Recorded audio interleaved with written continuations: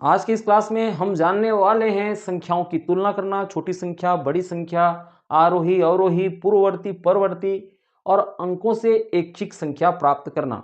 यदि आपने हमारे साथ पहले ही क्लास को आप यदि देख रहे हैं, तो आपको ये चीज़ भी आ गई होगी क्योंकि हमने पहले ही क्लास पे इस चीज़ को थोड़ा-सा बताया हुआ है। वैसे आज इसको और डिटेल में हम जान लेंगे, संख्याओं की तुलना करना, छोटी संख्या और बड़ी संख्या। देखिए यहाँ पर छोटी संख्या वह संख्या जो दूसरी संख्या से कम होती है और इसे कम चिन्ह से दर्शाया जाता है। कम चिन्ह मतलब यहाँ पर ये जो चिन्ह है ना इस प्रकार से, ये छोटा है, देखिए यहाँ पर छोटी-छोटी लाइन है, फिर ये बड़ा हो रहा है। तो यहाँ पर जैसे 3 है, यहाँ पर एक 4 है, तो हम इसको क्या पढ़ते हैं 3 छोटा है, क्योंकि छोटा ये पहले आ रहा है, तो छोटा है 4 से, इस प्रकार से पढ़ते हैं। तो इसलिए यहाँ पर ये इस चिन्ह है, कम का चिन्ह। तो यहाँ पर हम देख रहे हैं कि 25 30 से छोटी है, इसलिए यहाँ पर छोटी की तरफ जो है ये नोक रहेगा, तीर का नोक, और ये मुंह खुला रहेगा बड़ी संख्या की ओर। ठीक है, इसी प्रकार से आप दशमलव संख्याओं में भी देख सकते हैं। 5 छोटी है 1.2 से, इसलिए 1.2 की तरफ ये मुंह खुला हुआ है। ठीक है, तो ये हो गया छोटी है संख्या का। इसको तो आपको निकालने में कोई दिक्कत नहीं आनी चाहिए। ठीक है, बड़ी संख्या वह संख्या जो दूसरी संख्या से अधिक होती है, इसे बड़ी है या अधिक चिन्ह से दर्शाया जाता है। देखिए यहाँ पर 50 जो है बड़ी है और ये 45 जो है छोटी है, तो इसको पढ़ेंगे क्या, 50 बड़ी है या 50 अधिक है 45 से। ठीक है, और जिधर बड़ी संख्या रहेगा उधर ये मुंह खुला रहेगा। ठीक, उसी प्रकार से 2.7 ये बड़ी है किससे, 1.9 से। ठीक है, इस तरीके से आपको छोटी है और बड़ी है संख्या का आकलन करना है और ये चिन्ह को लगाना है। यहाँ पर फिर हम देखें संख्याओं की तुलना करने के लिए, तो उससे पहले हमको पूर्णांक संख्या के विषय में जानना है। देखिए अधिक अंक वाली संख्या बड़ी होती है। सबसे पहले जो हमारा काम रहेगा वह है कि संख्याओं के अंकों को हमको गिनना है। जैसा कि यहाँ पर 1 2 3 और इधर है आपका 1 2। ठीक है, इधर है 1 2 3 और इधर है आपका 1 2। तो सीधी सी बात है, जो जितने अंकों की संख्या, जैसे 3 अंकों की संख्या है तो वो बड़ी संख्या होगी। ठीक है, क्योंकि 456 में 3 अंक हैं और 78 में 2 अंक, इसलिए 456 की ओर ये मुंह खुला हुआ है। ये तो हो गया पहला बात, है ना। दूसरा बात क्या है, यदि अंकों की संख्या समान हो तो क्या करना है, तो बाएं से दाएं अंकों की तुलना करना है। बायां आपका जो उच्च मूल्य वाला जो संख्या का मान है, स्थानीय मान, है ना। मतलब यहाँ पर हम देखें तो ये इकाई है, दहाई है, सैकड़ा, तो बायां तरफ आपका सैकड़ा है, तो सैकड़ा वाला स्थान को आपको देखना है। तो इधर 3 है, इधर भी 3 है, तो पहले स्थान में तो आपको पता नहीं चला। फिर उसके बाद को हम देखेंगे, इधर 4 है, इधर 2 है, अब यहाँ पता चल गया, तो 4 है वो बड़ी संख्या हो जाएगी, है ना, इसलिए 345 से बड़ी है 325 से। ठीक, तो इस तरीके से आपको देखना है। दाएं तरफ से तुलना नहीं करना है, बाएं तरफ से तुलना करते हुए जाना है, यदि अंक समान है ना, 1 2 3 1 2 3 इस प्रकार से समान अंक रहते हैं तब की स्थिति में। फिर आगे हम देखें, जैसे दशमलव संख्या की बात हो रही है, तो पूर्णांक भाग की तुलना करें। पूर्णांक भाग की तुलना करना है, मतलब यहाँ पर आप देख रहे हो कि 0.6 है वो दशमलव संख्या है। ठीक है, 0.9 है वो दशमलव संख्या है, लेकिन दशमलव के आप बाईं ओर देख रहे हैं वो एक पूर्णांक संख्या है, तो उसको आपको पहले तुलना करना है। तो जैसा कि ये 5 है, इसलिए 5 ये बड़ी संख्या हो जाएगी और 4 तो छोटी होती है। ठीक है, ऐसा नहीं करना कि आपको दशमलव की बात जो है, आप देख रहे हैं ये 9 है, ये 6 है, तो 9 तरफ आप मुंह खोल दिए, ये वाला चिन्ह, ऐसा नहीं करना है। ठीक है, इस चीज़ का ख्याल रहे। यदि पूर्णांक भाग समान हो तो दशमलव भाग की तुलना करें। यदि पूर्णांक भाग मतलब यहाँ दशमलव के बाएं साइड की ओर को पूर्णांक भाग कहते हैं। यदि ये दोनों समान है, देखिए यहाँ पर 3.45 और 3.40 है। ठीक, तो 3 दोनों तरफ है। ठीक, अब ये समान है तो दशमलव भाग की तुलना करना है। दशमलव भाग में देख रहे हैं कि 4 5 है, ये 4 शून्य है, तो 4 5 तो बड़ा रहेगा ना, इसलिए ये मुंह इधर खुला हुआ है। ठीक, फिर उसके बाद देखिए ऋणात्मक संख्या। ऋणात्मक संख्या को हम बड़ी संख्या, जितनी भी ज़्यादा वो बड़ी संख्या रहेगी ऋणात्मक संख्या उतनी ही वो ज़्यादा छोटी होती है। ठीक है, तो ऋणात्मक संख्या में बड़ी संख्या छोटी मानी जाती है। ऋण है, ठीक है, उतना ही वो माइनस है, उतना ही वो कम है, समझिए। तो जैसा कि ये ऋण 5 और यहाँ पर ये कम है ऋण 3 से। इसको कम है का चिन्ह बताते हैं। कम है का चिन्ह क्यों, क्योंकि मैंने बताया था शुरुआत में ही नोक है और ये थोड़ा कम है, और इधर जो ये फैला हुआ है वो ज़्यादा है, चोंच जिधर खुला हुआ है वो ज़्यादा है ना। तो ऋण 5 कम है ऋण 3 से, क्योंकि ऋणात्मक संख्या में ऋण 5 अधिक ऋणात्मक है, इसलिए छोटी संख्या कहलाएगी। तो इस प्रकार से आपको छोटी है और बड़ी है का पता लगाना है। ठीक, छोटी और बड़ी संख्या के पहचान करने के और भी तरीके हैं। एक संख्या रेखा जिसको नंबर लाइन कहते हैं, उसके माध्यम से भी आप जान सकते हैं। जैसा कि यहाँ पर नंबर लाइन को मैं खींच ही देता हूँ, है ना, ताकि आप लोगों को उस चीज़ को समझने में आसानी हो। तो संख्या रेखा मतलब इस प्रकार से एक रेखा रहता है और उसमें आप संख्या रेखा लिख सकते हैं, 0, 1, 2, 3 इस प्रकार से। ये धनात्मक पूर्णांक संख्याओं को लिख सकते हैं और इधर आप लिख सकते हैं ऋण 1, ऋण 2, ऋण 3, है ना। तो आपके इधर माने बाईं तरफ जो भी संख्या रहेगी वो छोटी कहलाएगी और जो आपके दाईं तरफ है ये इधर जो संख्या रहेगी वो उतनी ही बड़ी संख्या कहलाएगी, क्योंकि ये धनात्मक है और ये ऋणात्मक है ना। शून्य को यदि सेंटर माने तो, बीच का माने तो संख्या रेखा के बाईं ओर की संख्या छोटी होती है और संख्या रेखा के दाईं ओर की संख्या बड़ी होती है। तो यहाँ पर जैसे कि ये ऋण 3 है, ठीक है, ऋण 3 और ये ऋण 2, तो कौन सी संख्या बड़ी होगी? ऋण 2 बड़ी होगी। क्यों? क्योंकि ऋण 3 आपके बाईं ओर है और ऋण 2 जो है दाईं ओर है, तो दाईं ओर की संख्या बड़ी संख्या होती है। तो उस हिसाब से आप इनको जमा सकते हैं, ठीक है। अब यहाँ पर ऋण 1 है, फिर 0 है, 1, 2, 3 ये इस प्रकार से जमा हुआ है। तो जो संख्या आपके दाईं ओर होगी वो संख्या बाईं ओर की संख्या से बड़ी होगी, ठीक है। फिर उसके बाद देखें अंकों की गिनती भी आप कर सकते हैं। देखिए अंकों की गिनती, अधिक अंकों वाली संख्या बड़ी होती है, सीधी सी बात है ना। यहाँ पर वैसे 789 है और ये 78 है, तो 789 बड़ी है, इसलिए उधर ये मुंह खुला हुआ है, ठीक। आगे हम देखें दशमलव के बाद के अंकों की तुलना। दशमलव के बाद ये देखिए आप पूर्णांक संख्या आप देख रहे हो कि दोनों तरफ 0 है, तो यहाँ तो आप पता नहीं लगा पाएंगे, है ना। तो दशमलव के बाद इसके बारे में हमने पहले भी आपको बता दिया है ना। ये 5 है और ये 5, 5 है, इसलिए 5, 6 तरफ ये बड़ी संख्या होगी, ठीक। अब उसके बाद आपको देखने को मिल रहा होगा वो ये उदाहरण प्रश्न यहाँ पर दिए हुए हैं कि पूर्णांक का आपको किस तरह से तुलना करना है। एक तरफ 245 है, एक तरफ 529 है। 1, 2, 3, 1, 2, 3 अंकों की संख्या में तो समान है। फिर आपको देखना है बाईं ओर का स्थान, यहाँ पर 2 है, इधर 5 है, इसलिए 5 तरफ ये बड़ी संख्या हो जाएगी। इधर देखिए 529 को लिखा गया है और बड़ी है का चिन्ह है, 529 तरफ दिया गया है, 245 ये छोटी संख्या है, ठीक। तो इसको पढ़ेंगे क्या? 529 है अधिक है 245 से, ठीक। दशमलव दशमलव वाली का भी हमने बताया हुआ था, है ना। ये तो अभ्यास प्रश्न है। इसी तरीके से आपको ढेर सारा क्वेश्चन मिलेगा। एक एप्लीकेशन है जिसके बारे में बार बार आप लोगों को बता रहा हूँ, उस एप्लीकेशन का नाम है एजुडिपार्ट। एजुडिपार्ट में आप जाएंगे तो आपको ढेर सारा एमसीक्यू मिलेगा, ऐसे प्रश्न अभ्यास मिलेंगे। अब उसका आंसर करेंगे, सबमिट करेंगे, तब आपको पता चलेगा कि कितना आंसर आपका सही हो रहा है और कितना गलत हो रहा है। आप रीअटेम्प्ट करके गलत प्रश्नों का फिर से सही आंसर कर सकते हैं, ठीक। और दूसरे जो और उसमें जो एमसीक्यू हल कर रहे हैं उनके साथ अपनी रैंकिंग को भी देख सकते हैं, ठीक। तो एजुडिपार्ट आप ऐप्स इंस्टॉल कीजिए प्ले स्टोर से, जहाँ से गेम वगैरह डाउनलोड करते हैं, ऐप वगैरह डाउनलोड करते हैं, वहाँ से आप एजुडिपार्ट को सर्च करेंगे तो आपको मिल जाएगा। उसको आप इंस्टॉल कीजिए, वहाँ पर आपको ढेर सारा उदाहरण मिलेगा, वहाँ हल कीजिए, ठीक। अब आते हैं आरोही क्रम में।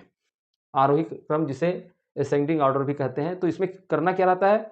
आरोही क्रम यानी संख्या या वस्तुओं को छोटे से बड़े क्रम में व्यवस्थित करना। अब यहाँ पर संख्या की बात होगी क्योंकि गणित पढ़ रहे हैं, वस्तु की बात तो है नहीं।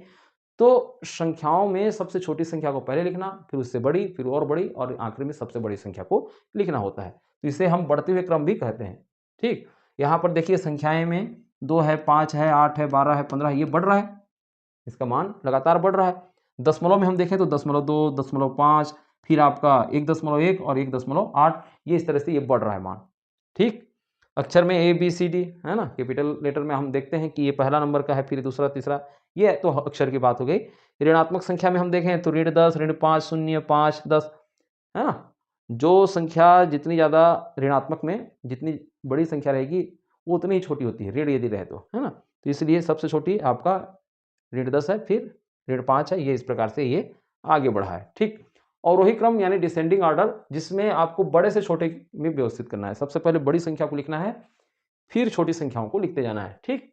तो इसे घटते हुए क्रम भी कहते हैं, क्योंकि बड़ा को लिखोगे फिर उससे छोटा, फिर उससे छोटा और आखिरी में सबसे छोटा, तो ये तो घट रहा है ना, मान घट रहा है, ठीक है। जैसे कि 15 है, फिर 12 है, फिर 8 है, फिर 5 है, फिर 2 है, तो ये तो मान लगातार घट रहा है, तो इसको अवरोही क्रम बोलते हैं, अवरोही क्रम, ठीक। दशमलव में भी देखें 1.8, 1.1, 1.5, 0.2, ये देखिए मान ये घट रहा है ना। तो इस चीज़ को आप लोग भली भांति समझ गए होंगे। अब संख्याओं को क्रम से व्यवस्थित करने का नियम क्या है? तो वही है, छोटी है संख्या और बड़ी है संख्या का तुलना जिस प्रकार से किए हैं, तो ऐसे हमको तुलना करते हुए आरोही क्रम और अवरोही क्रम को जमाना है। तो आरोही क्रम में छोटे से बड़े, जैसा कि यहाँ पर 45 है, फिर 67 है, 189 है ना, 123 और 89 है।